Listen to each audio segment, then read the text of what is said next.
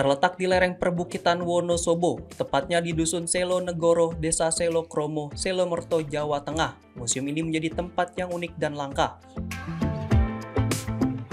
Museum Seni Bela Diri Kungfu Wonosobo bukan hanya sekedar menyimpan koleksi bersejarah, tetapi juga menjadi bukti kecintaan seorang Sifu terhadap seni bela diri yang telah ia tekuni sejak kecil.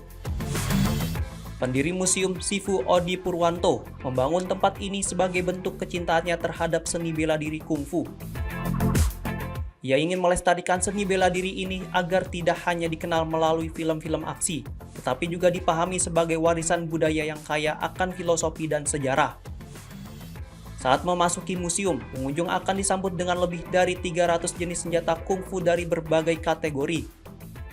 Koleksi ini mencakup senjata panjang seperti tombak dan pedang, senjata pendek seperti belati dan pisau, hingga senjata ganda dan fleksibel yang sering digunakan dalam pertunjukan bela diri.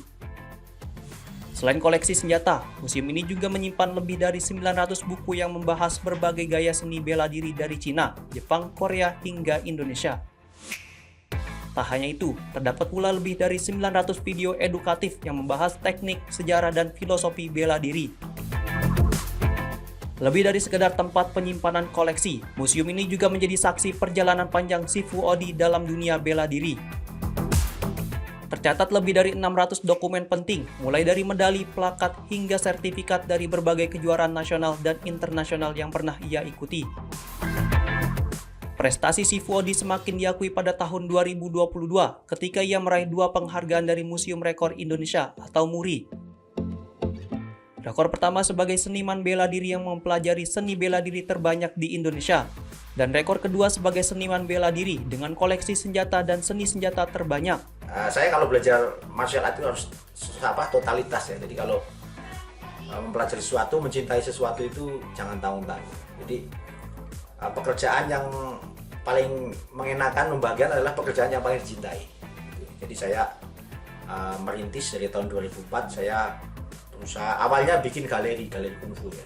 Cuman lama-kelamaan teman-teman saya dukung gitu loh. Jadi udah dibikin museum aja. Ya udah, hanya saya berusaha untuk orbitkan ya museum seni bela diri kungfu Wonosobo ya, bersama teman-teman, dibantu oleh media-media juga ya. Yang intinya adalah berbagai macam koleksi, dari mulai buku, termasuk buku klasik ya, video baik film, video seni bela diri, sampai senjata-senjata. Itu ada semua, saya koleksi gitu sejak tahun 2004. Jumlahnya kira-kira berapa? Jumlahnya kira-kira kalau semua total item itu lebih dari 2.500 dari buku, video, senjata ya. Didapatnya dari mana aja? Didapatnya biasanya saya beli langsung ya, dari kecil ya. Jadi saya koleksi senjata, buku-buku terutama. Kalau senjata-senjata ada yang saya beli, ada yang saya hadiah, bahkan ada yang saya bikin sendiri. Saya rancang sendiri, saya desain sendiri, kemudian saya datang ke bengkel ya, yang biasa ngelas itu ya, motong logam itu saya bikin sendiri. Ada juga hadiah-hadiah juga ya dari teman-teman, tokoh-tokoh seni bela diri memberikan hadiah, buku terutama ya, dan senjata. Saya harap museum ini, saya punya museum ya, ini yang merupakan, kalau menurut saya sih sama teman-teman saya, kata ini yang pertama dan satu-satunya di Indonesia.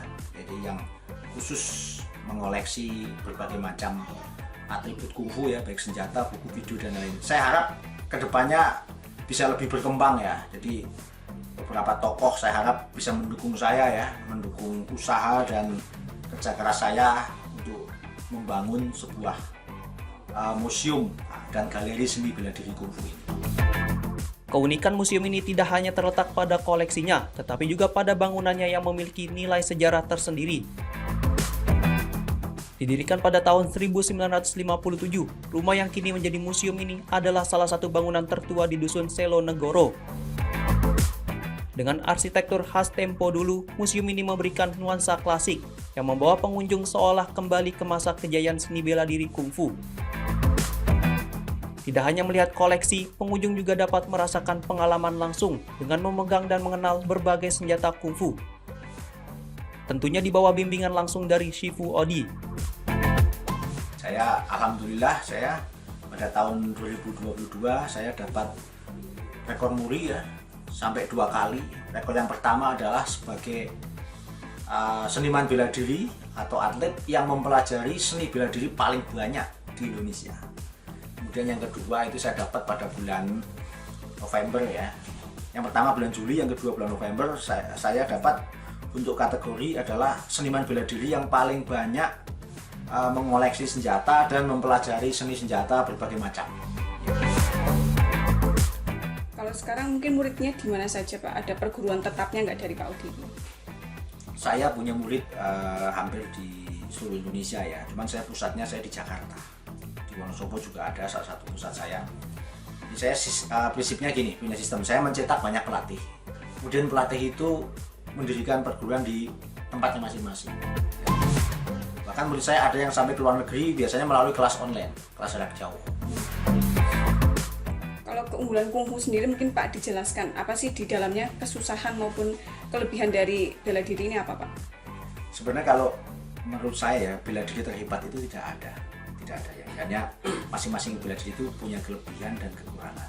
Kalau menurut saya kungfu itu yang tadi itu aspeknya luas, ada pukulan, tendangan, bantingan, kuncian, belum lagi jurusnya ada jurus satwa, ada harimau, pelang, naga dan sebagainya ya kan. Kemudian seni senjatanya luar biasa lengkap ya, dan jurusnya artistik sekali pokoknya kalau menurut saya gitu.